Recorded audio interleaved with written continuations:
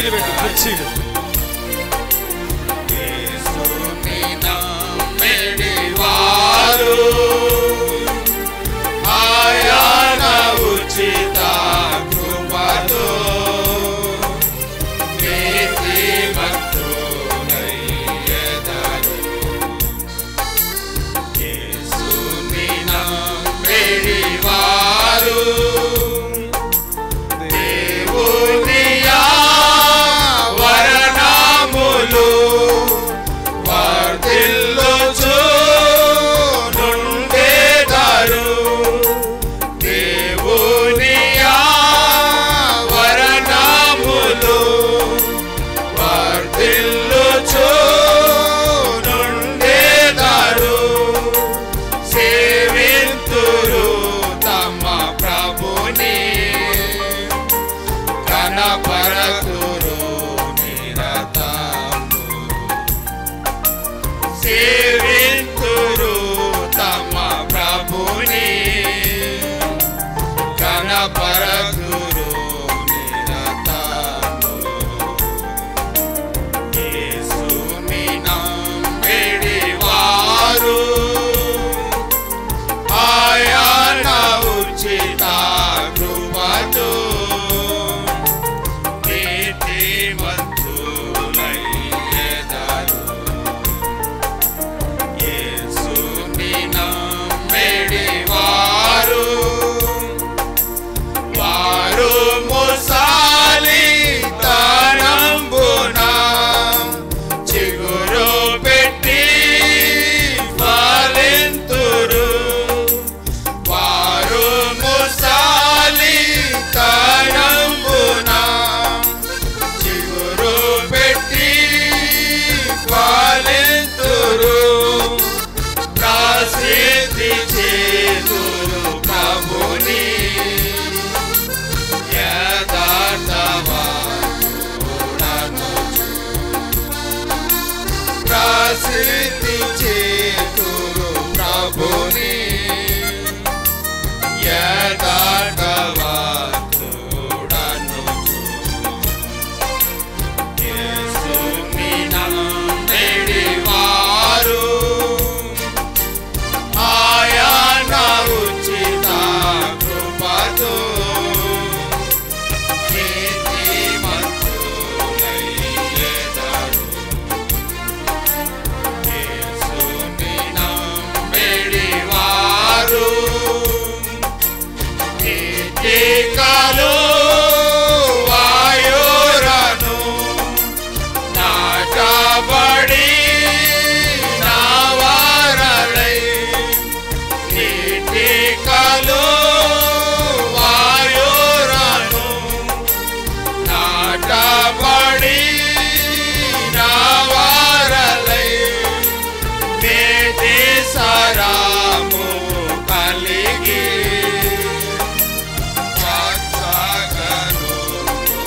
వారు నీతి సరాము కలిగి వచ్చగను వారు.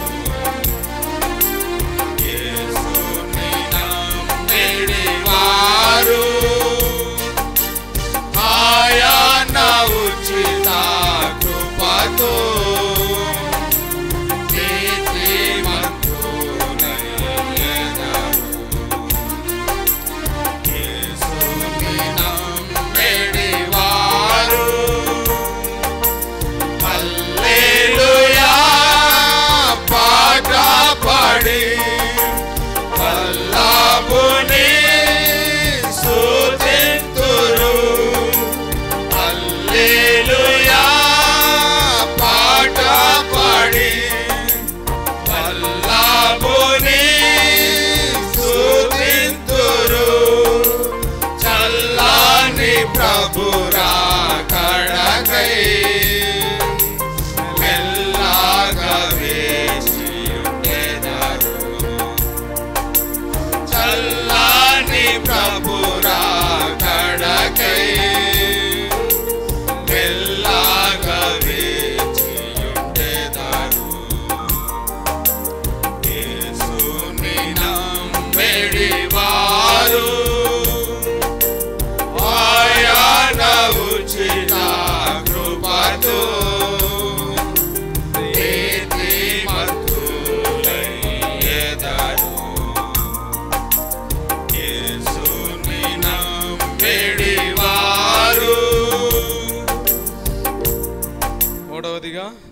పాఠ సంఖ్య కొత్త పుస్తకంలో 529, పాత పుస్తకంలో 523, సాంగ్ నెంబర్ 529, 523. మీరు బహుగా ఫలించినచో మహిమ కలుగును తండ్రికి.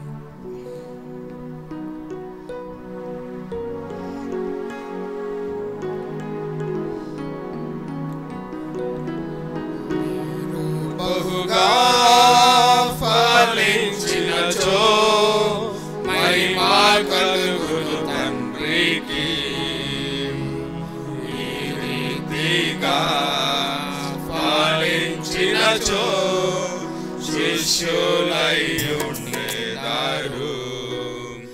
ఈ రీతిగా ఫలించినచో శిష్యులై ఉండేదారు. నీరు కట్టిన తోట వలె నీటి ఊట వలె నుండేదారు. నీరు కట్టిన తోట వలె నీటి ఊట వలె నుండేదారు. క్షమాములో తృప్తినిచ్చి క్షేమముగా మిమ్ము నడిపించును. క్షమాములో తృప్తినిచ్చి క్షేమముగా మిమ్ము నడిపించును. బలపరచును ప్రియము కలను. బలపరచును ప్రియము కలను. అధికముగా పాలించుడి. అధికముగా పాలించుడి. మీరు బహుగా ఫలించినచో మహిమ కలుగును తండ్రికి. ఈ రీతిగా ఫలించినచో శిష్యులై ఉండేదారు. రీతిగా ఫలించినచో శిష్యులై ఉండేదారు. చెట్లు లేని మెట్టాలలో నదుల ప్రవహింపజేయు ప్రభువు. చెట్లు లేని మెట్టాలలో నదుల ప్రవహింపజేయు ప్రభువు. ఎండియున్న నేల నెల్లా నీటి పుకాలుగా చేయువాడు. ఎండియున్న నేల నెల్లా నీటి పుకాలుగా చేయువాడు. మన ప్రభువైన యేసునందు, మన ప్రభువైన యేసునందు అధికముగా ఫలించుడి. అధికముగా ఫలించుడి. మీరు బహుగా ఫలించినచో మహిమ కలుగును తండ్రికి. ఈ రీతిగా ఫలించినచో శిష్యులై ఉండేదారు. ఈ రీతిగా ఫలించినచో శిష్యులై ఉండేదారు. పొడిగా ప్రవహించు నదిని పోలి విస్తరింపజేయు తన శాంతిని. వడిగా ప్రవహించు నదిని పోలి విస్తరింపజేయు తన శాంతిని. ఐశ్వర్యముతో నింపు మిమ్ము ముదిమి వరకు వెల్ము పోయుగా.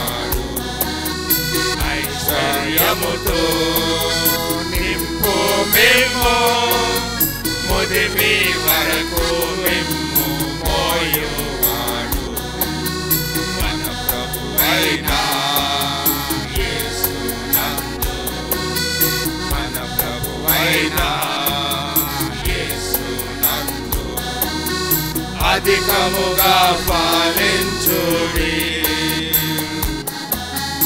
అధికముగా ఫలించుడి మీరు బహుగా ఫలించినచో మహిమ కలుగును తండ్రికి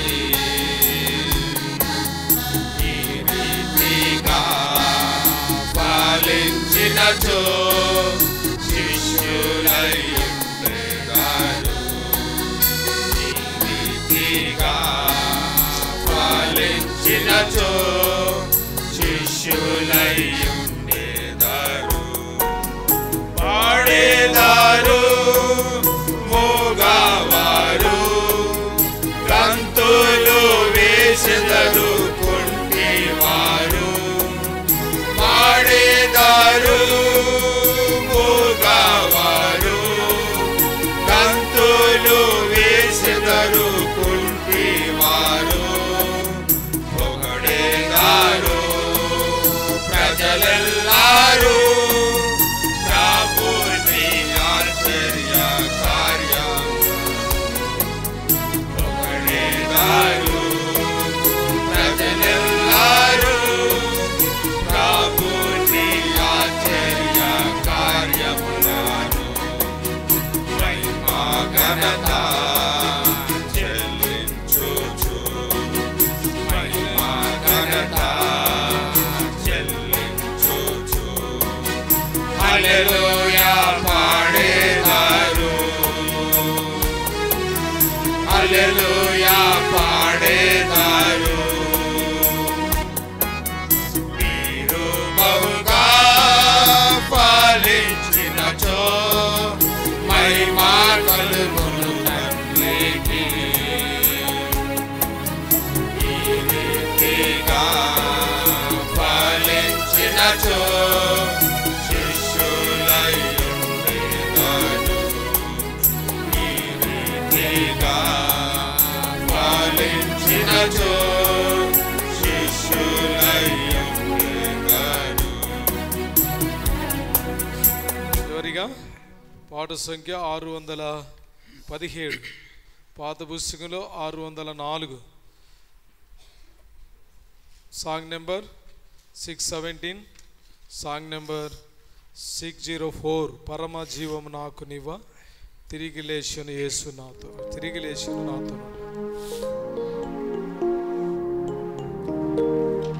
పరమ జీవము నాకు నివ్వా తిరిగి లేచెను నాతో నుండా పరమ జీవము నాకు నివ్వా తిరిగి లేచెను నాతో నుండా నిరంతరము నడిపించును మరల వచ్చి యేసుకుని పోవును నిరంతరము నడిపించును మరల వచ్చి యేసుకుని పోవును యేసు చాలును యేసు చాలును ఏ సమయమైన ఏ స్థితికైనా నా జీవితములో యేసు చాలును సాతాను శోధన అధికమైన సోమశిలక సాగి వెళ్ళెదను సాతాను శోధన అధికమైన సోమశిలక సాగి వెళ్ళెదను లోకము శరీరము లాగినను లోబడక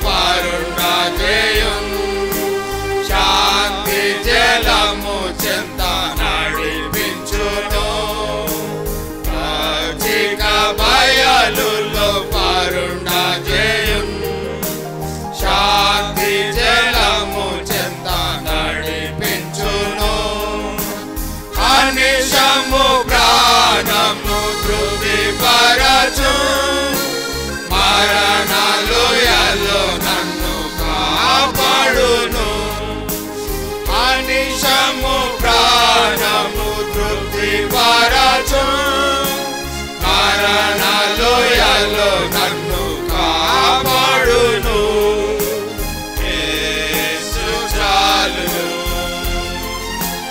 యేసు చాలును ఏ సమయమైనా ఏ స్థితికైనా నా జీవితములో యేసు చాలును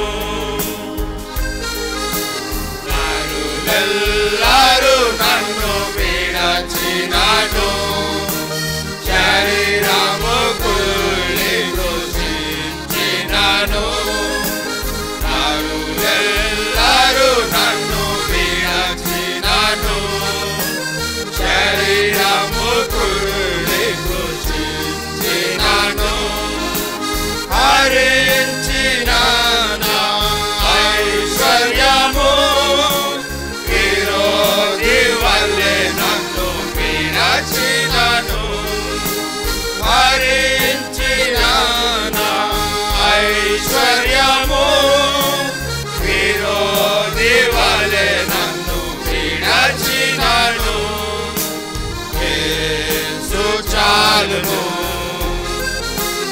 యేసు చాలును ఏ సమయమైనా ఏ స్థితికైనా నా జీవితములో యేసు చాలును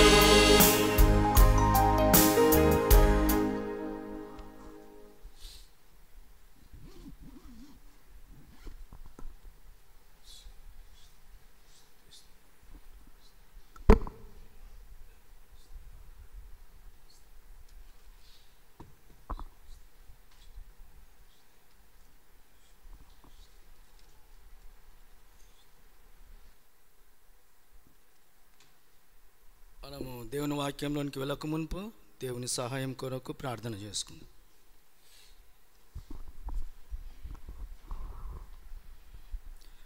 పరిశుద్ధమైన తండ్రి, సజీవమైన బలమైన మా గొప్ప దేవ, మారని మార్పు చెందనివాడ మీ పరిశుద్ధ నామం అంతటిని బట్టి తండ్రి మీకు కృతజ్ఞతాస్తుతులు చెల్లించుకుంటూ మీ పాదాల దగ్గర సాగిలపడుతూ వస్తున్నాం. దినమంతా మమ్మల్ని కాపాడిన ఎండ వేడి వాతావరణం నుంచి తప్పించి క్షేమకరమైన ఆరోగ్యం ఇచ్చి దేవా ప్రతి విధమైన కీడు నుంచి తప్పించి ఈ రాత్రి సమయంలో నీ మందిరంలో ప్రభా నీ స్వరాన్ని వినుటకు మమ్మల్ని సిద్ధపరిచి తీసుకొని వచ్చిన మీ ప్రేమను బట్టి మీ కృపను బట్టి మీకు స్తోత్రాలు. నీ యొక్క కృప ద్వారా తండ్రి మీ మందిర ప్రవేశాన్ని మాకిచ్చినందుకై మీకు స్తోత్రాలు చెల్లించుకుంటూ వస్తున్నాం.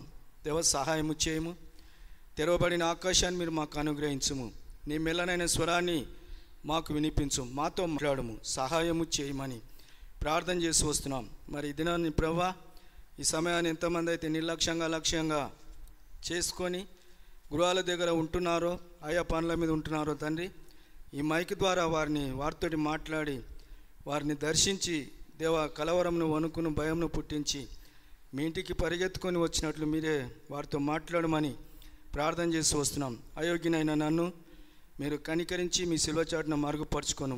నిలబడి ప్రభా మీ వాక్యాన్ని విత్తుటకు నేను సరిపోయినటువంటి వాడను కాను.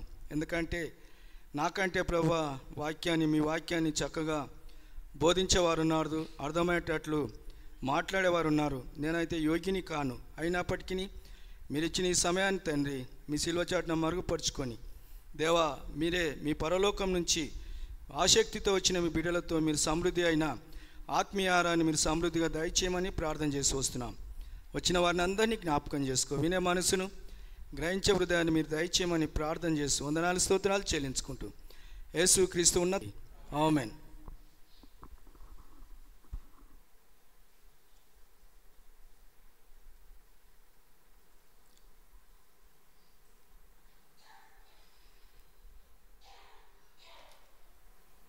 పరిశుద్ధ గ్రంథంలో నుంచి యూదా పత్రిక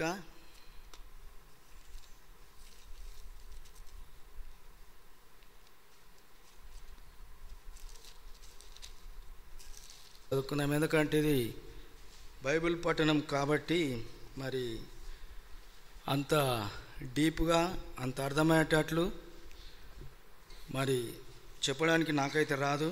ప్రభు సహాయం చేసిన కొలది, ప్రభు మాట్లాడిన కొలది మరి ఆసక్తితో వచ్చిన మనకందరికీ దేవుడు ఈ రాత్రి సమయంలో ఏం మాట్లాడబోచున్నాడో ఆయన స్వరం కొరకు మనము కనిపెట్టుకొని ఉండినట్లు ప్రభు మనకు సహాయం చేయనుగాక. ఆ విధంగా ఎవరును వాక్యాన్ని నిర్లక్ష్యంగా అలక్ష్యంగా అనుకోకుండా గ్రహించే మనసు మన మనసును దాని మీద పెట్టి మనము వినాలి. కాబట్టి దేవుడు ఎట్టి పరిస్థితిలో తన వాక్యాన్ని ఏదో రకంగా ఒక మాట చెప్పబడిన అన్ని మాటలు ఎవరికి మనసులో ఉండయి, కానీ ఏదైనా ఒక మాట చెప్పబడిన ప్రతి మాటలో ఏదైనా ఒక మాట ఒకరొకరికి ఒక్కొక్క మాట ద్వారా దేవుడు దర్శిస్తుంటాడు, మాట్లాడుతుంటాడు. కాబట్టి మనం విననీకి వచ్చినాం కాబట్టి మన మనసును దాని మీద పెట్టి ప్రభు వైపు మనం కనిపెట్టుకొని ఉందాం. చదువుకుందాం మొదటి 2 వచనాలను. యూదా పత్రిక 1వ అధ్యాయం ఉంది కాబట్టి మొదటి అధ్యాయం మరి మొదటి 2 వచనాలను చదువుకుందాం. యేసుక్రీస్తు దాసుడును యాకోబు సహోదరుడైన యూదా తండ్రి అయిన దేవుని యందు ప్రేమింపబడి యేసుక్రీస్తునందు భద్రము చేయబడి పిలువబడిన వారికి శుభమని చెప్పి వ్రాయినది. మీకు కనికరమును సమాధానమును ప్రేమయు విస్తరించునుగాక. మరొకసారి చదువుకుందాము. యేసుక్రీస్తు దాసుడును యాకోబు సహోదరుడైన యూదా తండ్రి అయిన దేవుని యందు ప్రేమింపబడి యేసుక్రీస్తునందు భద్రము చేయబడి పిలువబడిన వారికి శుభమని చెప్పి వ్రాయినది. మీకు కనికరమును సమాధానమును ప్రేమయు విస్తరించునుగాక. ఇక్కడ 2వ వచనంలో 2 మాటలు చెప్తున్నాడు. ఎవరికి మీకు కనికరమును సమాధానమును ప్రేమయు విస్తరించునుగాక అని ఎవరికి చెప్తున్నాడు గ్రంథకర్త ఇక్కడ అనేది మనం గ్రహించవలసిన మొదటి విషయం. ఈ ప్రేమ సమాధానము కనికరము ఎవరు కలిగి ఉండాలి, ఎవరు నేర్చుకోవాలి, ఎవరు దాని కొరకు మనం కనిపెట్టుకొని ఉండాలి. అవి విశ్వాస జీవితంలో లేకపోతే మన విశ్వాస జీవితం వ్యర్థమే అని ఇక్కడ సెలవిస్తుంది. పైన ఒక మాట అంటుంది చూడండి, నేను చదువుతా. యేసుక్రీస్తు దాసుడును యాకోబు సహోదరుడునైన యూదా తండ్రి అయిన దేవుని యందు ప్రేమింపబడి. గమనించాలి, ఒక్కొక్క మాట ఒక్కొక్క రకమైన అర్థము మనకిస్తూ ఉంటుంది. ఏమంటుంది ఇక్కడ? తండ్రి అయిన దేవుని యందు ప్రేమింపబడి యేసుక్రీస్తునందు భద్రము చేయబడి, యేసుక్రీస్తునందు భద్రము చేయబడి పిలువబడిన వారికి శుభమని చెప్పి. ఎవరు పిలువబడినోళ్ళు? పిలువబడిన వారికి యేసుక్రీస్తునందు భద్రము చేయబడి పిలువబడిన వారికి అని ఇక్కడ ఉంది. ఎవరు పిలువబడినోళ్ళు? ఎవరు పిలువబడినోళ్ళు? ఎక్కడి నుంచి పిలువబడరు? ఎక్కడ నుంచి పిలువబడరు? ఎవరు వీళ్ళు? పిలువబడిన వాళ్ళకు ఒక పేరుంది. ఏంది ఆ పేరు అనేది మనం చూస్తే ఇక్కడ పరిశుద్ధులు అని ఉంది. ఎవరికి? పిలువబడనోళ్ళకు కాదు, పిలువబడినోళ్ళకే పరిశుద్ధులు అని పేరు బైబిల్ గ్రంథము ద్వారా దేవుడు మనలను సంబోధిస్తుండు. గ్రంథకర్త ద్వారా ఏమని సంబోధిస్తున్నాడంటే యేసుక్రీస్తునందు భద్రము చేయబడి పిలువబడిన వారికి శుభమని చెప్పి వ్రాయినది. అందరికీ కాదు, ఎవరైతే క్రీస్తు యేసు చేత రక్షింపబడి మరి పరిశుద్ధులుగా ఉండుటకు పిలువబడుతూ వచ్చిరో. ఎక్కడి నుంచి పిలువబడరు అని అంటే ఈ లోకము యొక్క మలినము నుండి, లోకము యొక్క అంధకారం యొక్క అంధకార సంబంధమైన లోకంలో నుంచి సమస్తము శరీరం యొక్క మనసు యొక్క కోరికలను నెరవేర్చుకుంటూ తిరుగుతున్న మనలను దేవుడు ప్రత్యేకంగా ఉండాలని తన రక్తం ఇచ్చి కొని రక్షించుకొని మనలను ఎవరినైతే పిలుచుకుంటో వారినే పరిశుద్ధులని దేవుడు వాక్యం ద్వారా ఇక్కడ పిలుస్తూ వస్తున్నాడు. అందుకనే ఏమంటుండి ఇక్కడ అంటే ప్రేమింపబడి యేసుక్రీస్తునందు భద్రము చేయబడి పిలువబడిన వారికి శుభమని చెప్పి ఆయన. ఎందుకు పిలువబడిన వారికి ఈ విధంగా శుభమని చెప్పి రాయుతున్నారు? కనికరమును ప్రేమ సమాధానమును ఎందుకు ఉండాలి అని గ్రంథకర్త విశ్వాసులను ఉద్దేశించి ఈ మాట చెప్తున్నాడంటే ఆ దినాలలో ఏమో కానీ ఈ దినాలలో అయితే ఇది అప్పుడు రాసిన మాట ఇప్పుడు పనికి వస్తుంది. ఎందుకంటే ఈ దినాలలో విశ్వాసులు పిలువబడిన పిలుపుకు తగినట్టుగా నడుచుకోలేకపోతున్నారు. ఏమవుతుండ్రు? ఏ ఉద్దేశంతో దేవుడు పిలుచుకున్నాడో లోకంలో నుంచి మనలను, దానికి ఏ విధంగా నడుచుకోవాలని దేవుడు మనల్ని పిలుచుకున్నాడో, తన సొంత రక్తాన్నిచ్చి మనలను కడిగి పవిత్రపరిచి పరిశుద్ధులుగా చేసి అన్య జనులుగా ఉన్న మనలను యేసుక్రీస్తు బిడ్డలుగా ఏ విధంగా సమకూర్చుకుంటూ వచ్చిండో దానికి తగినట్టుగా మనము జీవించలేకపోతూ వస్తున్నాము. ఎందుకు అని అంటే మనం ఈ లోకంలో ఉంటున్నాము, కానీ లోకంలో ఉంటున్నాం కానీ వెనుకకు మళ్ళీ చూడొద్దని దేవుడు ముందుకే రావాలని చెప్పి మనలను ప్రత్యేకపరుచుకొని ఒక పరిశుద్ధులు అన్యజనులుగా ఉన్న మనలను పరిశుద్ధులు అనే నామకరణం మనకు పెట్టింది కదా.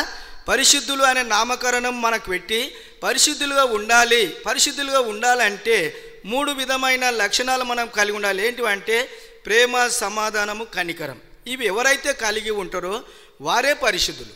ఈ ప్రేమ, కనికరము, సమాధానము లేకుంటే పరిశుద్ధులము కాము అని గ్రంథకర్త ఇక్కడ మనకు స్పష్టంగా చెప్తున్నాడు. ఎందుకంటే ఈ దినాల్లో సంఘాలలో అనేకులు ఏం చేస్తున్నారంటే సత్యాన్ని విడిచిపెట్టి, సత్యాన్ని త్రోసిపుచ్చి, సత్యాన్ని కప్పివేసి, సత్యాన్ని మరుగు చేసి అసత్యమైన బోధలను నమ్ముకొని, అర్థమవుతుందా?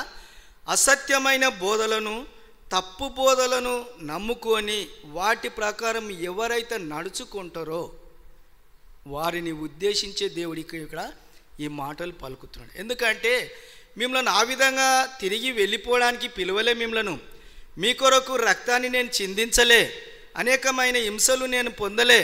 మరి తిరిగి వెళ్ళాలని నేను పొందితే కార్చిన ఆ రక్తానికి విలువ ఏముందని గ్రంథకర్త మనలను ప్రశ్నిస్తూ వస్తున్నాడు ఇక్కడ.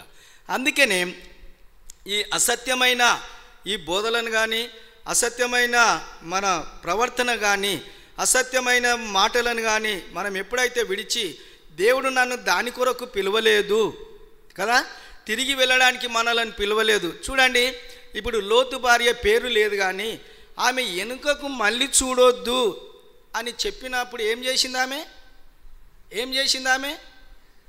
మనకు తెలియదు కానీ అక్కడ వేరే ఇజ్రాయెల్ దేశం కానీ పాలస్తీనా దేశం కానీ అక్కడ వెళ్ళినప్పుడు ఆమె ఏ రకంగా ఉప్పు స్తంభమై ఆ పిల్లర్గా ఇప్పుడు ఉందంట. అది మనమైతే వెళ్ళలే కాబట్టి మనకు తెలియదు, పోయినోళ్ళు చెప్తున్నారు.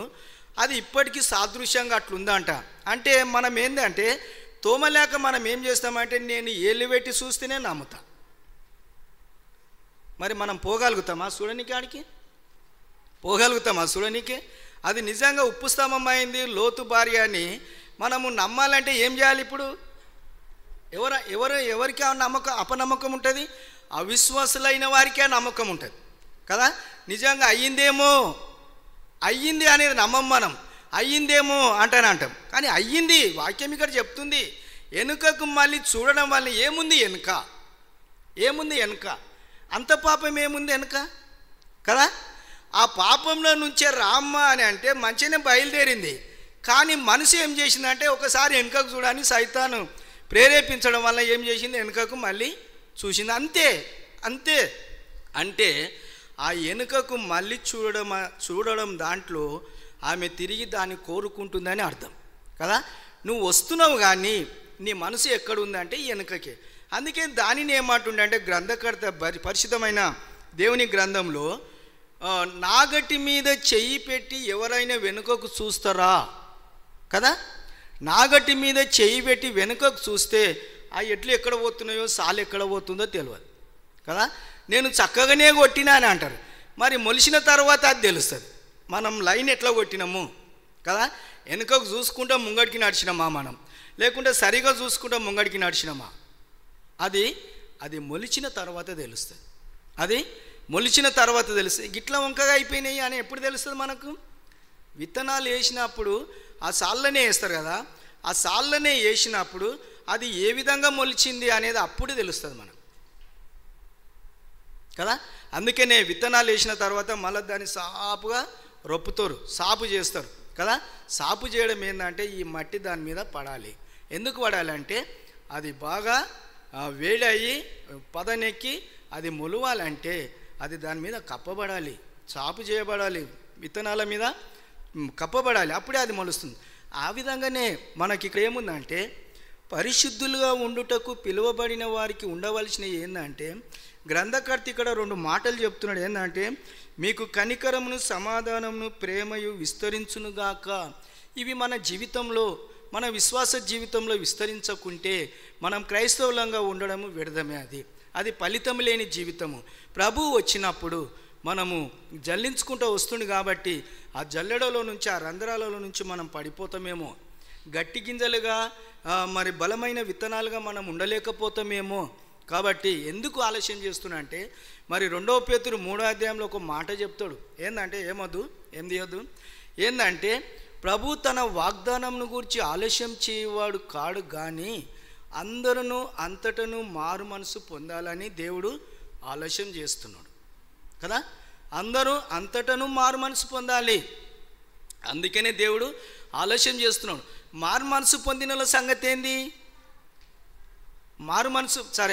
మారు మనసు పొందనల గురించి దేవుడు ఆలస్యం చేస్తున్నాని అక్కడ దేవుని వాక్యం చెప్తుంది. మరి మారు మనసు పొందినోళ్ళ సంగతి ఏంది? మారు మనసుకు తగిన ఫలితము మనం ఫలిస్తున్నామా? మారు మనసుకు తగిన విధంగా మనం నిలుస్తలేం. కాబట్టి మన విషయం కూడా సరి చేసుకోవాలనే ఉద్దేశంతో ఇంకా దేవుడు సరి అయిన మారు మనసు, మునుపటి మారు మనసు కంటే, మునుపటి రక్షణ కంటే మరి రక్షణ మనకు సమీపంగా ఉన్నదని దేవుని వాక్యం మనకు సెలవిస్తూ వస్తుంది. అదే అపోస్తుడైన పౌలు సంఘాన్ని ఉద్దేశించి ఆ మాట అంటుండే. ఎందుకంటే మునుపటి కంటే మీకు మరి రక్షణ సమీపంగా ఉన్నది. అంటే మనము ముందు తీసుకున్న తీర్మానము, మనం చేసుకున్న తీర్మానం సరి అయింది కాదేమో, సరి అయిన తీర్మానం చేసుకుంటేనే. అందుకనే ఇప్పుడు మనము క్రైస్తవులంగా పిలువబడి సమకూర్చబడిన మనకు ఒకరొకరికి ఏ వాక్యం ద్వారా నువ్వు రక్షింపబడ్డావంటే ఒకరొకరికి ఒక ఆధారం ఉంటుంది కదా. ఒకే వచనం ద్వారా దేవుడు అందరితోటి మాట్లాడాడు కదా. ఒకరొకరికి ఒక్కొక్క వచనం ద్వారా దేవుడు, ఏ వాక్యం ద్వారా సహోదరుడా నువ్వు ఏ వాక్యం ద్వారా దేవుడు నీతో మాట్లాడితే నువ్వు రక్షింపబడవు అంటే పలానా అధ్యాయం పలాని వచనం ద్వారా ఒక దైవజనుడు మాట్లాడుతుంటే, లేకుంటే నేను నా దిన పోర్షణ చదువుకుంటుంటే, లేకుంటే ఒక సేవకుడు మాట్లాడడం ద్వారా నేను దేవుడు నాతో మాట్లాడిండు, పలాని యూత్ మీటింగ్లో మాట్లాడిండు, పలాని కాన్వకేషన్లో మాట్లాడిండు, పలాని బహిరంగ సభలు పెడతారు కదా బయట, ఆడ మాట్లాడిండు, లేకుంటే బైబిల్ స్టేజ్లో మాట్లాడిండు, సంఘ ప్రార్థనలో మాట్లాడిండు. ఈ రకంగా చెప్పమా కదా? చెప్తాం. అట్లా చెప్పకుంటే మనకు దేవుని వాక్యము ఆధారము లేకపోతే, ఇప్పుడు దేవుని నమ్మనోళ్ళు అంటారు, చదువు రానోళ్ళు, క్షమించండి, చదువు రానోళ్ళు ఏమంటారంటే, నేను ఒక సహోదరునికి చెప్పిన ఏంటంటే చదువు రాదు కాబట్టి నువ్వు రక్షణ మారు మనసు పొందు అని అంటే చప్పుడు చేస్తలేడు. ఆ చప్పుడు చేయకుంటే నేనేమనంటే నీకు చదువు రాదు కదా, చదువు రాకపోతే ఒక గుడ్డి సూత్రం ఒకటి ఉంది. ఏంది అంటే యేసుక్రీస్తును నమ్ముకోవటం ద్వారా పరలోక రాజ్యానికి పోతాము. ఆయనను నమ్ముకుంటేనే మనము నరకం నుంచి దేవుడు మనల్ని తప్పించి పరలోక రాజ్యానికి ఉంచబోతాడు. ఆయన వంటి దేవుడు ఇంకొక దేవుడు లేడు. ఆయన నమ్ముకుంటేనే పరలోక రాజ్యానికి పోతాం కాబట్టి ఆయననే నిజమైన దేవుడు అని నేను నమ్ముకుంటున్నా అని చెప్పి చదవనోళ్ళు చెప్తే దానికి ఒక అర్థం ఉంది. మరి చదువుకున్న వాళ్ళకు మనకేంది? దేవుడు మనకు జ్ఞానం ఇచ్చాడు. ఎందుకంటే చెప్పబడిన వాక్యాన్ని తప్పుపట్టనీకుంటాము, చేసిన ప్రార్థన తప్పుపట్టనీకుంటాము, చేసిన ఆరాధన తప్పుపట్టనీకుంటాం. కానీ మనం ఏ విధంగా నడుచుకున్నాము, దేవుడు ఎట్లా మాట్లాడుతున్నాడని గ్రహించే జ్ఞానం ఎందుకు లేకపోవచ్చు మనకు? అక్కడనే మనం పడిపోతున్నాం. అందుకనే మీకు ఏమంటున్నంటే కనికరమును సమాధానమును ప్రేమయు విస్తరించునుగాక. ఎవరికి? ఇలాకంటే పిలువబడిన వారికి. మనం నిజంగా క్రీస్తు రక్తం చేత కడగబడి పరిశుద్ధులుగా పిలువబడి ఉంటే ఇలాంటి ఆలోచనలు మనకు రావు. కాబట్టి మనం ఏ విధంగా ఉండాలనేది ఈ కిందనే 3వ వచనం ద్వారా దేవుడు మనతో మాట్లాడుతూ వస్తున్నాడు. చదువుకుందాం 3వ వచనం. ప్రియులారా, మనకందరికీ కలిగేడు రక్షణను గూర్చి మీకు రాయవలనని విశేష ఆసక్తి గలవాడనే ప్రయత్నపడుచుండగా పరిశుద్ధులకు ఒక్కసారి అప్పగింపబడిన బోధ నిమిత్తం మీరు పోరాడవలనని మిమ్మల్ని వేడుకొనుచు మీకు వ్రాయవలసి వచ్చను. ఎక్కడ అంటుండే? ఇప్పుడు ఎవరిని అంటుండు? ప్రియులారా అని ఎవరిని అంటారు? చూడండి, ప్రియులారా అని ఎవరిని అంటారు? పరిశుద్ధులుగా ఉండుటకు పిలువబడిన వారిని ప్రియులారా, నా ప్రియుడైనా అని అపోస్తలుడైన పౌలు పత్రికలు రాసినప్పుడు నా ప్రియుడైనా పరిశుద్ధులు, లేకుంటే గ్రంథకర్త తిమోతి కానీ, ఒనేసిము కానీ, ఈ విధంగా తీతు కానీ, ఫిలిప్పీలు కానీ, ఇలాంటివి ఏమంటున్నాయంటే నా ప్రియులారా అనే మాట వస్తుంది.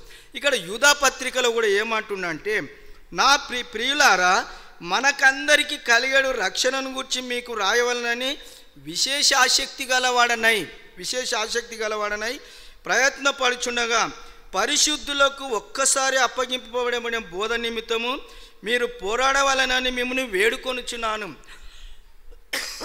ఎందుకంటే పైన చూపిన విధంగా అసత్యమైన ఏ వాక్యం ద్వారా దేవుడు నీతో మాట్లాడితే లోకంలో నుంచి నువ్వు ప్రత్యేకింపబడినావో, దేవుడు నీతో మాట్లాడితే ఈ లోకం నాకు అవసరం లేదని దాన్ని తృణీకరించి త్రోసివేసి ప్రభువును అనుసరించినావో, ప్రభువును వెంబడించినావో, అదే మనము గట్టిగా పట్టుకొని దానిని అనుసరించి మీకు అప్పగింపబడిన దాన్ని ఏది అప్పగించిండు ఇది పట్టుకొని మీరు ముందుకే నడవండి. అందుకనే మొన్న యవనస్తుల మీటింగ్లలో మరి ఫిలిప్పీలకు రాసిన పత్రికలో మనకు చెప్తూ వచ్చిండు, నేను ఎక్కడ పరిగెత్తున్నానంట గురి యొద్దకే కదా, గురి యొద్దకే పరిగెత్తుచున్నాను. ఎక్కడుంది గురి?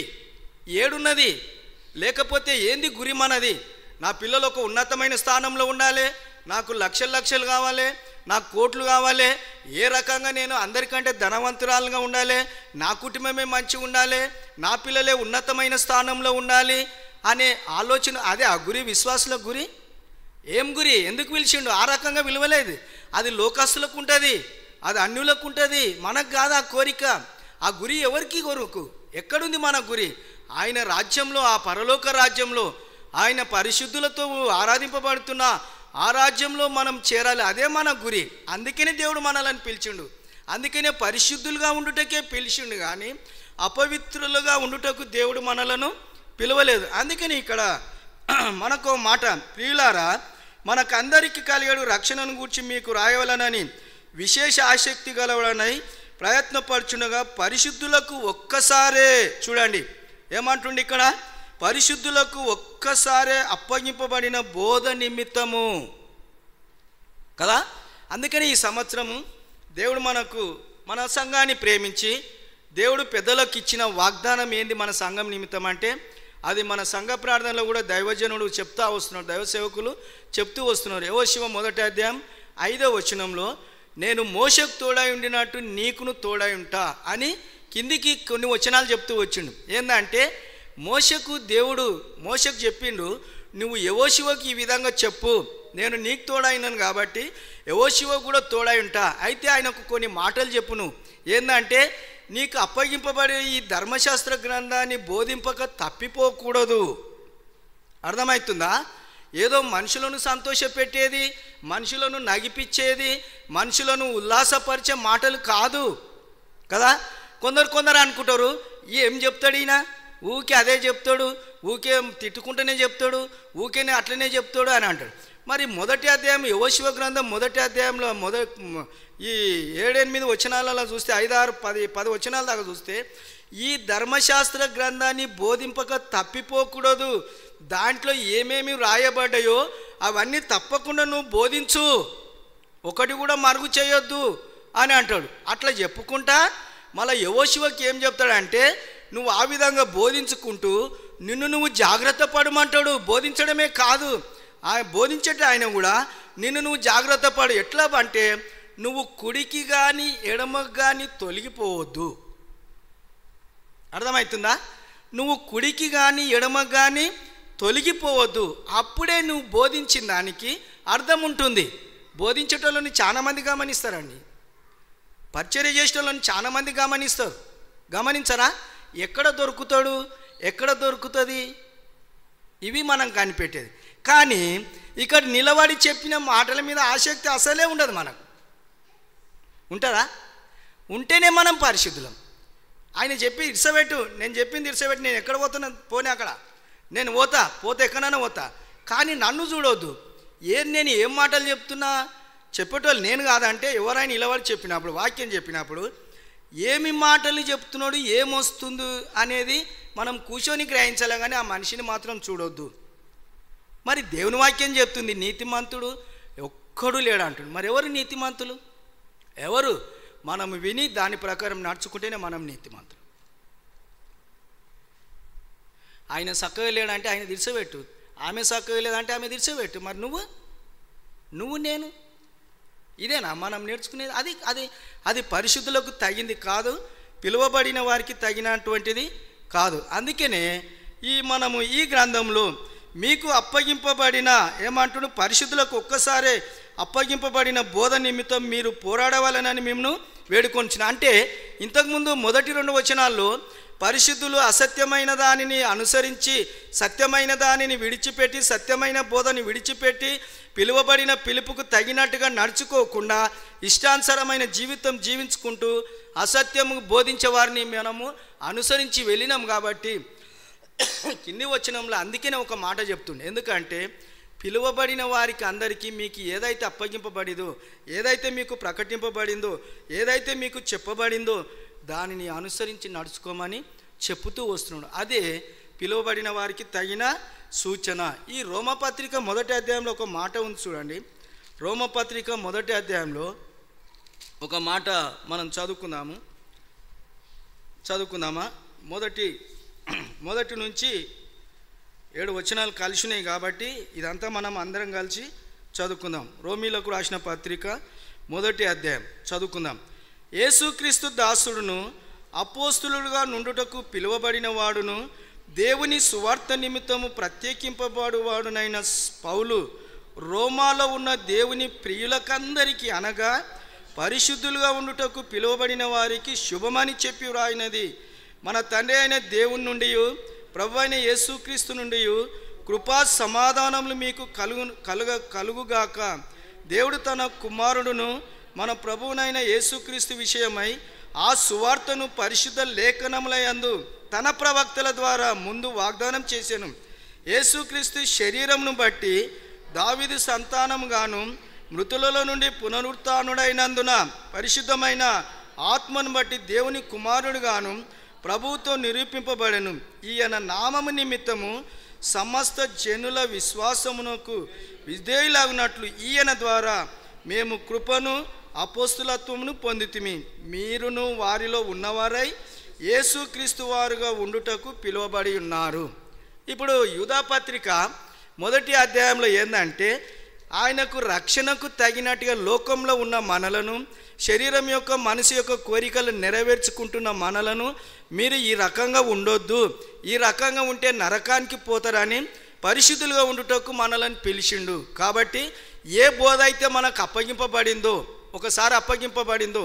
దానిని అనుసరించి నడుచుకోవాలని, పోరాడాలని 3వ వచనంలో దేవుడు మనతో మాట్లాడుతూ వచ్చిండు. ఇక్కడ పరిశుద్ధులు అంటే ఎవరు అనేది క్లియర్గా దేవుడు మనకు ఇక్కడ ప్రవక్త మరి గ్రంథకర్త అపోస్తులైన పౌలు ద్వారా మనకు తెలియపరుస్తూ వస్తున్నాడు. కింద లాస్ట్లో 2వ లైన్ నుంచి 2 ఏమిది మీరు అనే మాట కాడికి చదువుకుందాం. మీరును వారిలో ఉన్నవారై యేసుక్రీస్తు వారుగా ఉండుటకు పిలువబడి ఉన్నారు. ఎట్లనంట? మీరును వారిలో ఉన్నవారై యేసుక్రీస్తు వారుగా ఉండుటకు మనం ఏం చేసినామంట? పిలువబడిన వారము. కాబట్టి క్రీస్తు ఏ విధంగా నడుచుకుంటూ వచ్చిండో, ప్రవక్త ఏ విధంగా సువార్తను పొందుటకు అధికారం పొందిండో, పంపబడిన వాడుగా ఉంటూ వచ్చిండో పౌలు, దానికి మనము కూడా అలాగనే ఉండాలని గ్రంథకర్త మన నిమిత్తము ప్రయాసపడుతూ వచ్చిండు. మనము కూడా వాళ్ళలాగానే ఉండాలని దేవుడు మనల్ని పిలుస్తూ వచ్చిండని ఇక్కడ అపోస్తులైన పౌలు ద్వారా మనతో మాట్లాడుతూ వస్తున్నాడు. అందుకనే మీరును వారిలో చూడండి, ఈయన నామం నిమిత్తము సమస్త జనులు విశ్వాసమునకు విధేయులాగునట్లు. దేనికి విధేయులు కావాలన్నట్ల? మనము దేనికి విధేయులం కావాలన్నట? అందుకనే నీ సాక్ష్యం ఏది కదా, నీ సాక్ష్యం ఏది, నీ బలి అర్పణ ఏదంటే ఒక విశ్వాసి ఇక్కడ ఏమంటుండు, ఈయన నామం నిమిత్తము సమస్త జనులు విశ్వాసమునకు విధేయులాగునట్లు.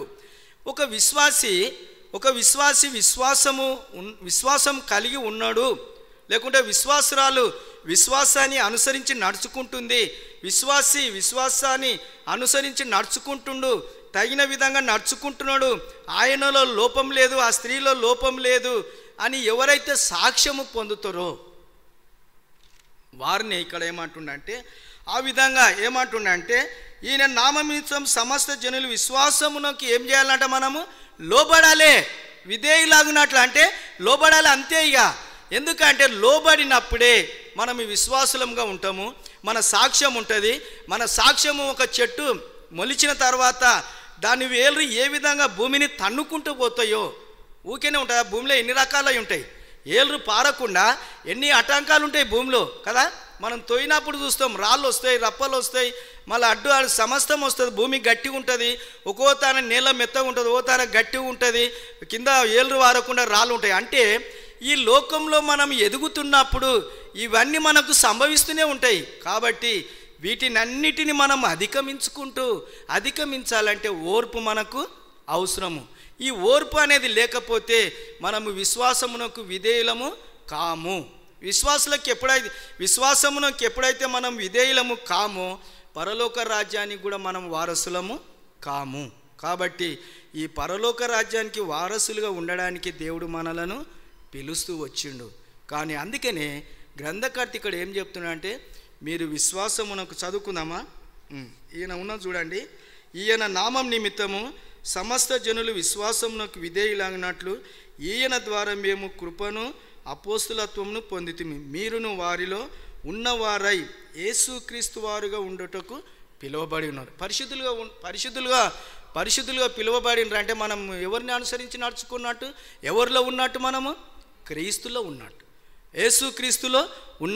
యేసుక్రీస్తులో ఉన్నామంటే విశ్వాసమునకు మనము లోబడినట్టే, విశ్వాసమునకు మనము విధేయులగినట్లే, విశ్వాసానికి మనము విశ్వాసం కలిగి ముందుకు సాగుతున్నట్లే. అంటే అలాంటి నిరీక్షణ విశ్వాసులమైన మనము కలిగి ఉండాలని దేవుడు ఈ రాత్రి సమయంలో మనతో మాట్లాడుతూ వస్తున్నాడు. మనతో ఏం చేస్తున్నాడంటే మాట్లాడుతూ వస్తున్నాడు. ఈ మొదటి తెస్సలోనికైలకు రాసిన పత్రిక 4వ అధ్యాయం చూస్తాం. మొదటి తెస్సలోనికైలకు రాసిన పత్రిక 4వ అధ్యాయము 3వ వచనము చదువుకుందాం. 3వ వచనం, మొదటి తెస్సలోనికైలకు రాసిన పత్రిక 4వ అధ్యాయము 3వ వచనాన్ని మనం చదువుకుందాం. మీరు పరిశుద్ధులాగుటయే అనగా మీరు జారత్వమునకు దూరంగా ఉండుటే దేవుని చిత్తము. ఎందుకు పిలిచిండు మనలను? పరిశుద్ధులుగా ఉండటానికి పిలిచిండు. ఈ పరిశుద్ధులుగా ఉండాలంటే జారత్వానికి దూరంగా ఉండాలి. అది దేవునికి ఏందంటే చిత్తము, దేవుని ఇష్టం, అది దేవుని చిత్తం, అది ఆయన ఉద్దేశమే. అది మనల్ని పిలిచిన పిలిపి ఏంటంటే పరిశుద్ధులుగా ఉండటానికే పిలిచిండు. కానీ జారత్వంకు దూరంగా ఉండాలి. జారత్వం చేయడానికి మనలను పిలవలేదు. అది దేవునికి ఇష్టము. ఆ రకంగా ఉన్నోళ్ళనే పరిశుద్ధులు అంటాడు. ఆ రకంగా ఉన్నోళ్ళే విశ్వాసంలోకి విధేయులు అంటాడు. ఆ రకంగా ఉన్నోళ్ళకే ఒక్కసారి అప్పగింపబడిన బోధ నిమిత్తము పోరాడుతూ ఉంటారు, రాత్రి పగలు అనకుండా. అంటే ప్రార్థనలో దేవుని కనిపెట్టుకుంటూ వస్తాడు. ఆ విశ్వాసాన్ని అనుసరించి ప్రార్థనలో కొనసాగుతూ ఉంటారు. అందుకనే దేవుడు మనల్ని ఎందుకు పిలిచిండంటే పరిశుద్ధులుగానే ఉండటకు పిలిచిండు. కానీ జారత్వం చేయడానికి, లోక సంబంధంగా నడుచుకోవడానికి దేవుడు మనలను పిలవలేదు. 7వ వచనం, అదే అధ్యాయము 7వ వచనం, పరిశుద్ధులాగుటకే దేవుడు మనలను పిలిచెను కానీ అపవిత్రులుగా ఉండుటకు పిలవలేదు. ఎవరిని పిలిచిండంట మనలను? ఎవరిని అంటుండి మాట? ఎవరిని అంటుండి మనలను? పరిశుద్ధులుగా ఎవరినైతే ఉండాలని పిలిచిండో దేవుడు, వారు పరిశుద్ధులుగా ఉండాలనే పిలిచిండు కానీ అపవిత్రులుగా ఉండుటకు పిలవలేదు. అపవిత్రులుగా ఉండుటకు ఆయన ఎందుకు పిలుస్తాడు? అపవిత్రులుగా ఉన్నందుకే మనం పరిశుద్ధులుగా ఉండాలని దేవుడు పిలిచిండు. కానీ పిలువబడిన పిలుపును మనం తృణీకరించి త్రోసివేసి సంఘాలలో ఎందుకు మనకు సాక్ష్యం లేకుండా పోతుందంటే, సంఘాలలో మరి ఒక సహోదరుడు చెప్పిండు ఒక సహోదరునితో. ఆ సహోదరుడు చెప్పిండు, మీ అందరి దృష్టి కొత్వాలు కూడా సంఘం మీద ఉందంట. అర్థమవుతుందా ఈ మాట? అందరి దృష్టి కొత్వాలు కూడా సంఘం మీద ఉందని ఒక సహోదరుడు చెప్పిండు. అంటే ఏంది అంటే అన్ని సంఘాలు చీలిపోయినాయి, 2-3 సంఘాలు అయినాయి. ఈ కొత్వాలు కూడా ఎందుకు అయితే లేదా అని ఎవరికి ఉంది? లోకాస్తులకా? వాక్యం చెప్పేటోళ్ళకే, ఆరాధన చేసేటోళ్ళకే, పరిశుద్ధులుగా ఉండుటకు పిలువబడిన వారికే కనిపెడుతున్నారు. ఈ అవ్వని ఎప్పుడు పడేయాలని సర్పం ఎప్పుడు సందేమో చూస్తుందో, ఎప్పుడు దొరుకుతుందో ఒంటరిగా అని కదా. ఎప్పుడు దొరుకుతుందో ఒంటరి కానీ ఎప్పటి సంది కానీ పెడుతుందో ఒక సమయం వచ్చింది సర్పానికి సైతానుకు పడేసింది. అట్లా సంఘంలో కొందరిని పడదోయాలని కొందరిని రేపుతుంటారు. ఆయననే ఊకే పెద్దనా, ఆయననే వాళ్ళే ఊకే పాటలు పాడతారా, వాళ్ళే ఊకే పరిచర్య చేస్తారా, వాళ్ళే ఊకే బల్ల వంచుతారా, వాళ్ళే వాక్యం చెప్తారా, ఇంకా లేరా లేరా ఏందంటే ఏంది ఇది సర్పము అవ్వను మోసపుచ్చిన దానికంటే ఎక్కువ ఇది. ఈ మాట ఎవరింటారు? చెప్పుడు మాటలు ఎవరింటారు? విశ్వాసులు వింటారా? వినరా? మరి అన్యజనులు వచ్చి మందిరంలో కొట్లాట పెడతారా? అన్యజనులు వచ్చి మందిరాన్ని చీలుస్తారా? చీల్చరు అసలు. అందుకే నీ దేవుడు ఏమండి అట్లా అంటాడంటే మీరు పరిశుద్ధులుగా ఉండుటకే పిలువబడరు. నిజంగా మనము విశ్వాసమునకు విధేయులమైతే, మనం నమ్ముకున్న దేవుని యందు మనం నమ్మకత్వం కలిగి ఉంటే, ఆ దేవుని మీద విశ్వాసం మనం కలిగి ఉంటే ఇలాంటి తప్పు బోధలను మనము అందుకనే యూదాపత్రిక 1వ అధ్యాయం 1-2 వచనాల్లో నేను ముందే చెప్పిన, అసత్యాన్ని బోధించేటోళ్ళను అనుసరించి నడుచుకుంటారు. ఎవరంటే వీళ్ళు నిజమైన పరిశుద్ధులుగా పిలువబడిన వారు కారు. నువ్వెక్కడి నుంచి వచ్చినావు అని అడుగుతారు. ఎవరిని? నువ్వెక్కడి వెళ్ళి వచ్చినావు అని అడుగుతారు. ఎవరు అడుగుతారు?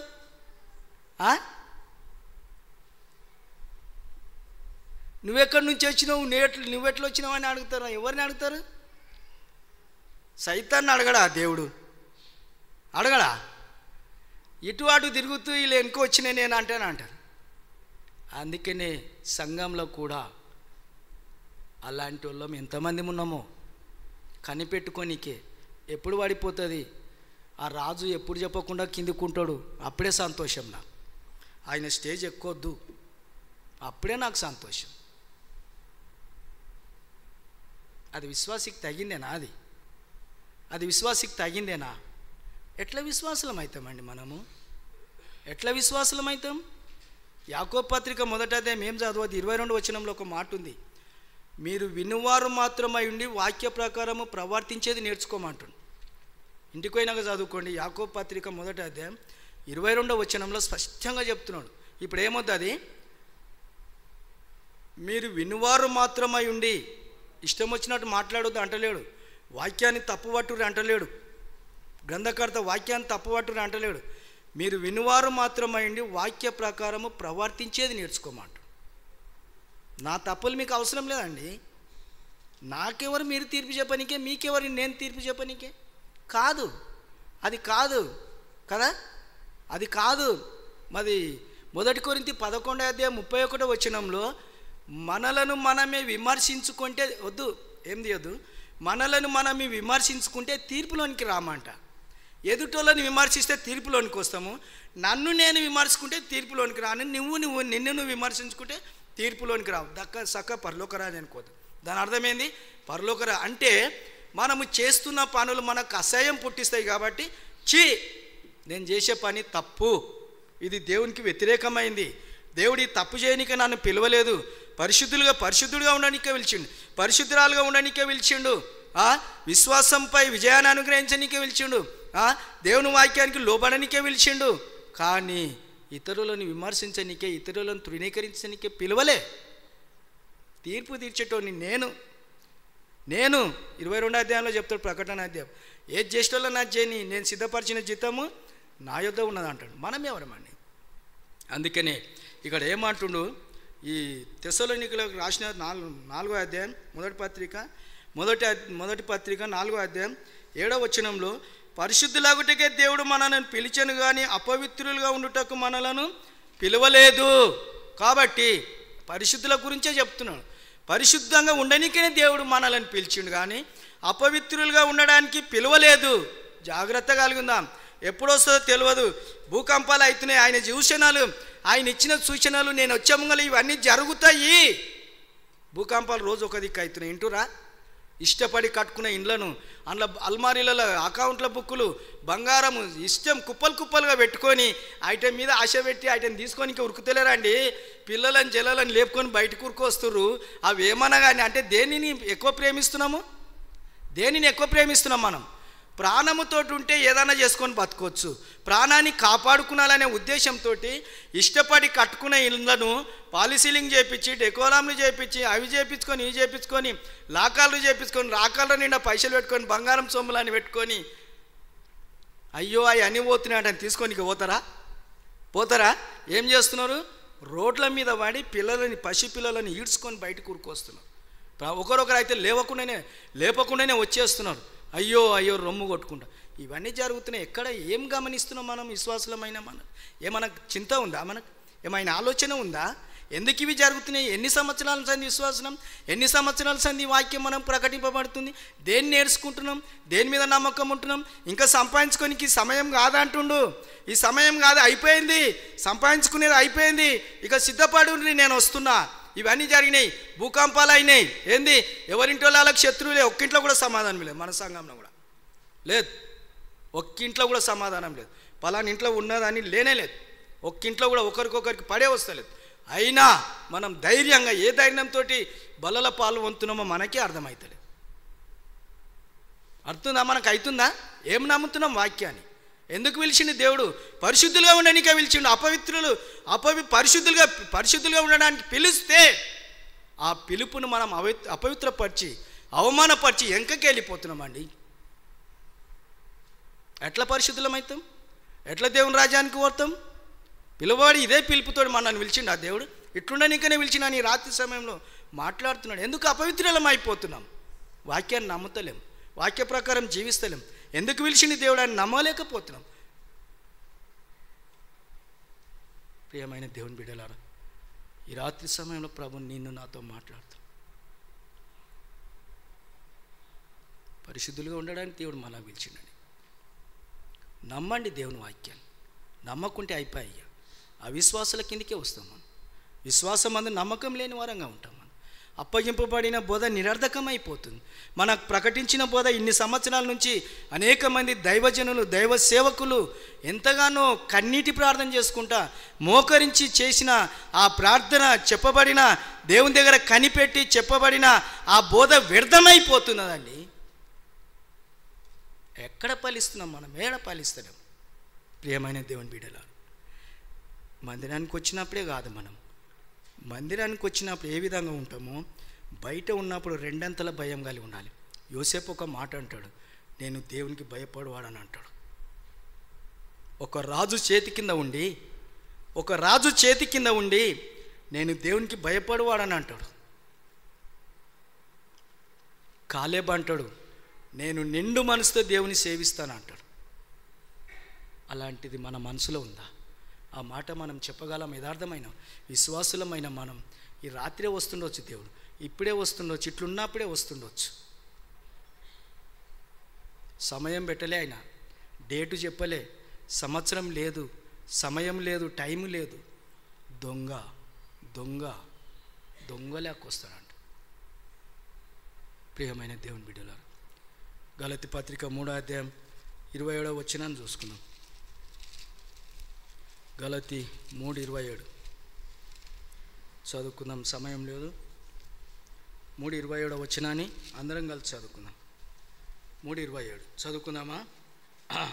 క్రీస్తు యేసులోనికి బాప్తిసం పొందిన మీరందరూ క్రీస్తును ధరించుకొని ఉన్నారు. ఎవరు? క్రీస్తును ధరించుకున్న వాళ్ళు ఎవరు? పరిశుద్ధులుగా ఉండుటకే దేవుడు మనల్ని పిలిచిండు, కానీ అపవిత్రులుగా ఉండుటకు పిలువలేదు. ఎవరంటే వీళ్ళు క్రీస్తుని ధరించుకున్నవారు? పరిశుద్ధులు. అంటే ఈ పరిశుద్ధులు ఎవరిని ధరించుకున్నారు? ఎవరన్నా కొంచెమన్నా బాప్తిసం తీసుకుంటే అప్పుడు కొంచెమన్నా తడవకుండా ఉన్నారా? నేను తడవలేదు అన్నోళ్ళు ఎవరన్నా ఉంటే చేతులు ఎత్తాను.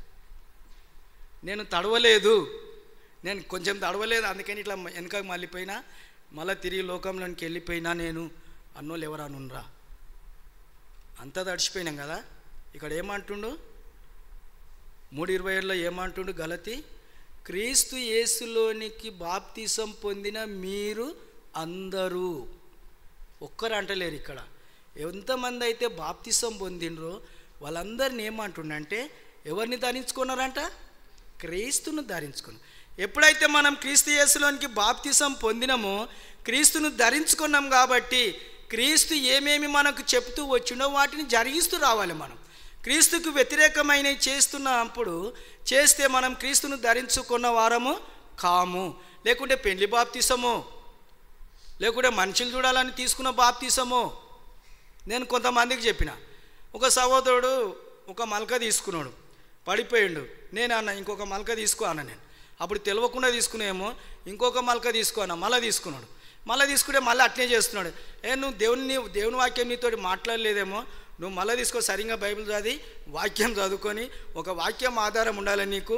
ఏమన్నా అయినా కానీ మన సంఘంలో పెద్ద ఆయన దాదాపు 70 సంవత్సరాలు ఉంటాడు. నువ్వు మళ్ళీ తీసుకో. నేను ఎవరు భయపడే నేను మాట్లాడుతూనే ఉంటా. నన్ను ఏమైనా చేస్తే నన్ను కూడా మీరు ధైర్యంగా అనవచ్చు, నా తప్పును కూడా ఎత్తి చూపెట్టవచ్చు. దానికి నేను అవిధేయుడని కాను, లోబడాలి ప్రతి ఎవడైనా సరే.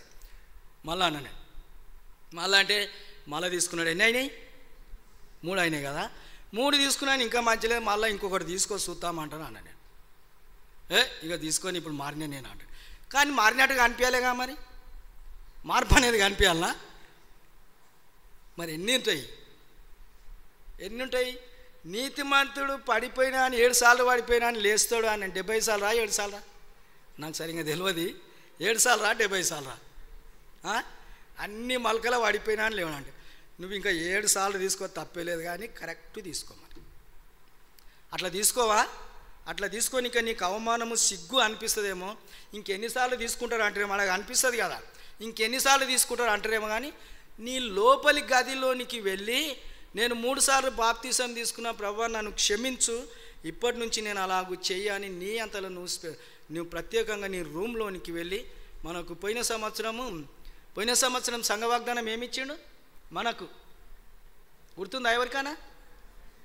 మత్తయి సువార్త 6:18 కదా. మత్తయి సువార్త 6:18. ఆ మీదికెళ్ళి చానునై 18 దాకా. 18 మనకి ఇచ్చిండు, ఆ మీద చానునై. రాశమందు చూస్తున్న నీ తండ్రికి ఏం చేయమన్నాడు? ప్రార్థన చేయమన్నాడు. అంటే మన పశ్చాత్తాపము, మన క్షమాపణ ఎట్లుండాలంటే, రాశమందు చూస్తున్న తండ్రికి మనం ఏం చేయాలి? క్షమాపణ అడగాలి. అప్పుడే ఆయన ఏమంటుండు? రాశమందు చూస్తున్న తండ్రి నీకు ప్రతిఫలం ఇస్తాడు. కాబట్టి ఆ విధంగా తీసుకున్నాలని చెప్తే ఇప్పుడు జర పర్వాలేదు అనిపిస్తుంది. అందుకని ఇక్కడ ఏమంటుండంటే ఈ 3:27లో ఏమంటున్నాడంటే, క్రీస్తు యేసులోనికి బాప్తిసం పొందిన మీరందరూ క్రీస్తును ధరించుకొని ఉన్నారు కదా. క్రీస్తును ధరించుకున్నారు. క్రీస్తును ధరించుకున్న వాళ్ళు ఏ రకంగా ఉంటారు అనేది రోమపత్రిక 8వ అధ్యాయం 28వ వచనాన్ని చదువుకుందాం. రోమపత్రిక 8:28 చదువుకుందామా? రోమపత్రిక 8:28వ వచనాన్ని చదువుకుందామా? దేవుని ప్రేమించు వారికి అనగా ఆయన సంకల్పం చొప్పున పిలువబడిన వారికి మేలు కలుగుటకై సమస్తమును సమకూడి జరుగుచున్నవని ఎరుగుదుము. కింద ఏమున్నది? ప్రాచీన ప్రతులలో మేలు కలుగుటకై దేవుడు సమస్తమును సమకూర్చి జరిగించుచున్నాడని పాఠాంతరం. చూడండి, దేవుని నిజంగా పిలువబడిన వారికి, దేవుడు ప్రేమించిన వారికి ఏం చేస్తాయంట? సమస్తము సమకూడి జరుగుతాయి. ఏమన్నా చేసి సంపాదించు, ఎట్లనైనా చేసి సంపాదించు. ఆదివారం ఆరాధన చేస్తాం, నా కుటుంబానికి నాకు చేసిన మేళ్ళకు నీకు వందనాలయ్యా అంటాం. మరి నీ కుటుంబానికి నిజంగానే మేలు చేస్తే నీ కుటుంబం అంతా ఎక్కడ పోతుంది? కనిపించాలి కదా మందిరం. మేలు పొందిన వాళ్ళు ఏడికి రావాలి? ఎవరు మేలు చేసిరు వాళ్ళ దానికి పరిగెత్తుకొని రావాలి. ఎవరు చేసిరు మేలు? దేవుని ఆరాధిస్తున్నామంటే ఎవరిని చేసిరు మేలు? ఇప్పుడు మనకు చేసిన మేలు మంచిదే, కొనియాడాలి, దేవుని గణపరచాలి మనం చేసిన మేలు. కానీ మన కుటుంబం అంతా అడగ అనిపించాలండి. మాది కుటుంబం అంతటికి మేలు చేసినామంట, నాకంటే వేరేది కుటుంబం అంతటికి అన్నప్పుడు మన కుటుంబం అంతా ఇడు ఉండాలి. ఏరి నీ కుమారులు అని అడుగుతాడు ఆయనను కదా. గీలే అంటారు, లేడు ఇంకొకడు ఉన్నాడు చూడ అంటాడు కడసారి వాడు. ఎవరు? యోసేపు కదా. చూడండి, అట్లా మన కుటుంబం అంతా దేవుని మందిరంలో ఉన్నప్పుడే మన ఆరాధనకు అర్థం ఉంటుంది, మన ఆరాధన దేవుడు అంగీకరిస్తాడు. అందుకనే ఇక్కడ 28లో ఏమంటుండు చదువుకుందామా? దేవుని ప్రేమించు వారికి అనగా ఆయన సంకల్పం చొప్పున పిలువబడిన వారికి మేలు కలుగుటకై సమస్తమును సమకూడి జరుగుచున్నవని ఎరుగుదుము. ఎవరైతే ఆయన సంకల్పం చొప్పున పిలువబడుతారో వారికే మేలు జరుగుతాయి.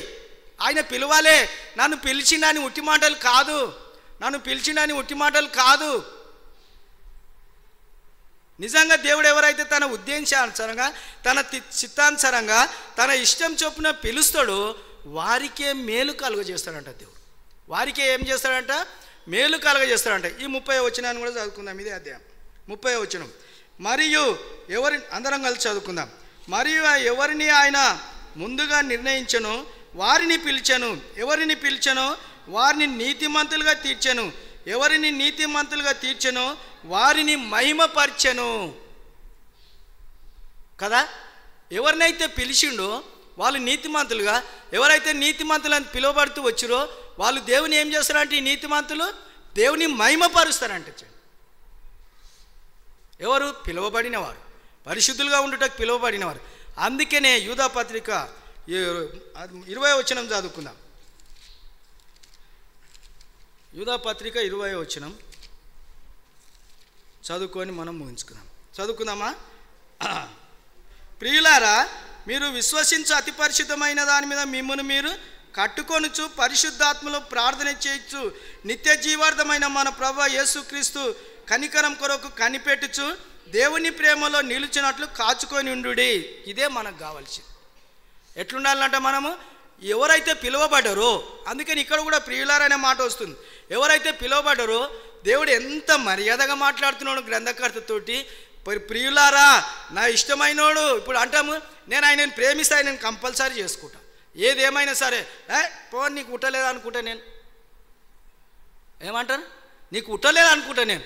నువ్వు ఏ విధంగా నువ్వు ఇష్టపడే వ్యక్తిని, నువ్వు కుటుంబాన్ని కాదని, సంఘాన్ని కాదని, నీ బంధువర్గాన్ని కాదని, రక్త సంబంధికులను కాదని, తల్లి గర్భంలో రూపింపబడి మొదలుకొని కానీ భూమి మీద వేసి గోరు ముద్దలు తిరబెట్టి ముడ్డి మూతి అన్నీ కడిగి పెద్దదాన్ని చేస్తే, పెద్దోని చేస్తే అప్పుడు ఏమైపోతున్నావు? నీ ఇష్టం వచ్చిన కోరికలు నువ్వు నెరవేర్చుకుంటూ, వద్దురా బాబు, వద్దు బిడ్డ, తప్ప అంటే పో, తృణీకరిస్తలేమా? ఎట్లా కట్టుకున్నట్టు మనం అతి పరిశుద్ధమైన దాని మీద కట్టుకున్న వారం కాము, అనేకులకు ఆ తోవ చూపిస్తున్నాము. వెనుకొచ్చే వారికి ఆ మార్గాన్ని నువ్వు కూడా రా, నేను వెళ్ళిన తోవలో. ఎవరైనా పరిశుద్ధుల నీతిని అనుసరించి నడుచుకుంటూ అనుసరిస్తున్నామా? మనం తప్పు చేసేటోళ్ళని అనుసరిస్తున్నామా? అందుకని దేవుడు అంటుండే ఇక్కడ, ప్రియులారా, పిలువబడిన అతి పరిశుద్ధమైన దాని మీద మిమ్మల్ని మీరు కట్టుకొనుచు పరిశుద్ధాత్మలో పాలు పొందుచు నిత్య జీవార్థమైన ఆ రక్షణ కొరకు మనం ఏం చేయాలంట? కనిపెట్టుకొని ఉండాలి. లేకపోతే విడిచిపెట్టే వారంగా ఉంటాం.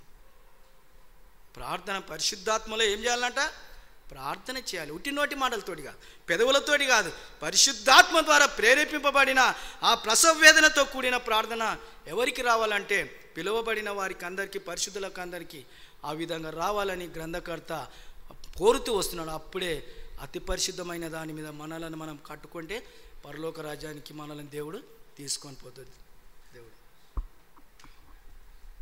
దయచేసి రేపు నెల మొదటి వారం 4వ తారీఖు ఆదివారం ఉదయకాలమే బాప్తీసాలు ఉంటాయి. ప్రౌచితమైతే అందరూ కూడా ప్రార్థన చేయండి. ఇంకా ఎవరైనా తీర్మానం చేసుకున్న వారు ఉంటే వచ్చి కలుసుకోండి. ఆదివారం అందరినీ పిలుచుకొని రండి. బాప్తీసం తీసుకునేవాళ్ళు, సిద్ధపడినవారు. మరి వచ్చే నెల మొదటి వారం ఉదయకాలమే మరి కూడిక కొరకు ప్రార్థన చేయండి. మన వద్దకు వచ్చే దైవసేవకులు కార్యక్రమాలన్నీ కూడా క్రమంగా, మర్యాదగా, పద్ధతిగా దేవుని మహిమార్థమై జరుగునట్లుగా మీ అందరి వ్యక్తిగత కుటుంబ ప్రార్థనలో పెట్టాలని మనవి చేస్తూ ఉంటున్నాను. సహోదరుడు ఆనందం అన్న వచ్చి ప్రార్థన చేస్తారు. మోకరిస్తాం, కళ్ళు మూసుకుందాం, ప్రార్థన చేసుకుందాం.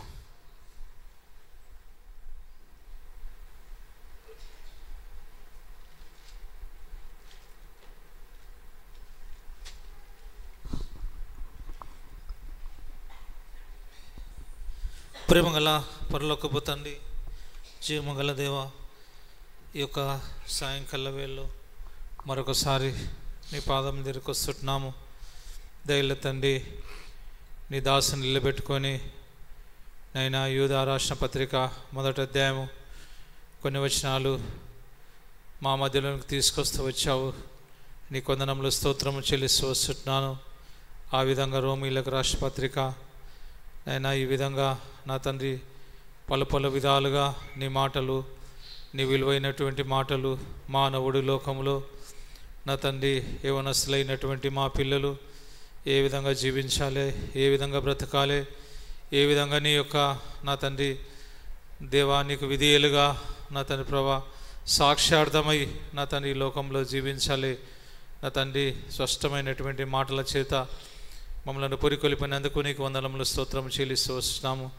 దయల తండ్రి ఆఖరి దినాలు, అంత్య దినాలు, దుర్దినములు దయల తండ్రి లోకం వైపు చూస్తే భయంకరమైన దినాలు ప్రభా.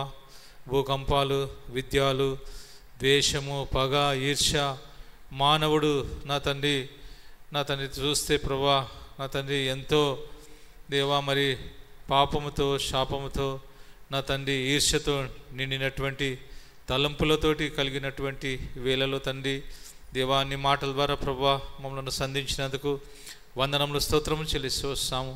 దయల తండ్రి మమ్మల్ని జ్ఞాపకం చేసుకోండి. బైబిల్ స్టడీలో నీ దాసుని నిలబెట్టుకొని పలు విధాల మాట్లాడినటువంటి నీ మాటలను బట్టి వందనములు స్తోత్రం చెల్లిస్తూ వస్తాము. వచ్చిన వారిని జ్ఞాపకం చేసుకోండి.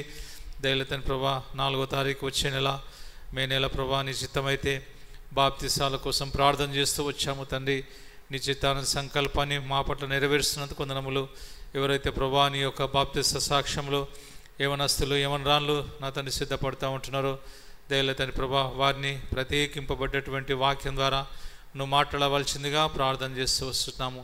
ఆ దినము నా తండ్రి ప్రభా వాతావరణం అంతా ప్రభా నీ యొక్క స్వాధీనం ఉంచుకోండి. ఎండవేడి నుంచి తప్పించండి. నీకు వందనములు స్తోత్రం చెల్లిస్తూ మరొకసారి ప్రభా ఈ యొక్క ఆవరణం అంతా నాయన నీ యొక్క మహిమ తేజస్సులో నింపవాలని ప్రార్థన చేస్తూ వచ్చిన వారి మరొకసారి జ్ఞాపకం చేసుకోండి. ఎబ్రోన్ కేంద్రాన్ని ఒకసారి ప్రభా జ్ఞాపకం చేసుకోవాలని ప్రార్థన చేస్తూ యేసు ప్రభునామంలో స్తుతించి ప్రార్థించి అడిగి వేడుకుంటున్నాం మా తండ్రి.